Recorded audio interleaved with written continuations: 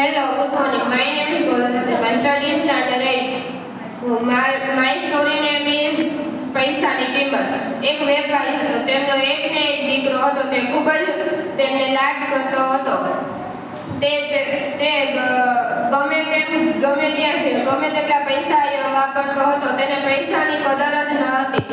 એક દિવસ ધીમે ધીમે તે મોટો થતો ગયો. તેમને તેમના પિતાએ કહ્યું કે હવે તું પૈસા કમાય તેવડો થઈ ગયો છે.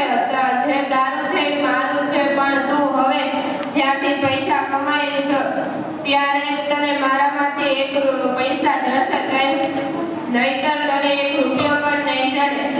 બીજે દિવસે પુત્ર અપડાઈને બીજે દિવસે પુત્ર કામની શોધમાં નીકળ્યો.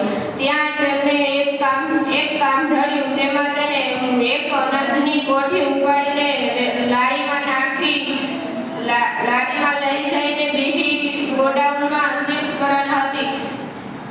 તે બીજે દિવસેથી પુત્રએ કામ ચાલુ કર્યું અને તે ગયો.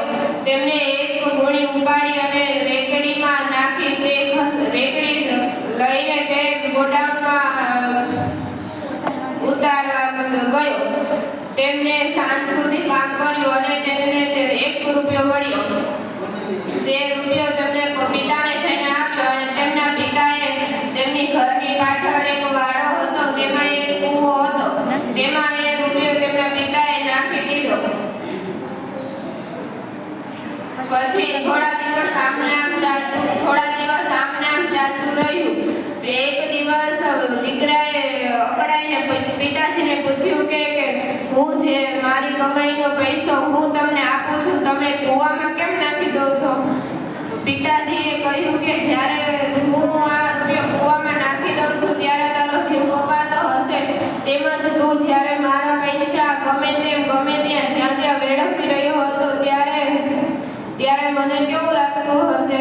એ વાત દીકરાને સમજાઈ અને તેને પિતા સામે બે કાન પકડી કહ્યું કે હવે હું ગમે ત્યાં કોઈ પૈસા વેડફીશ નહીં.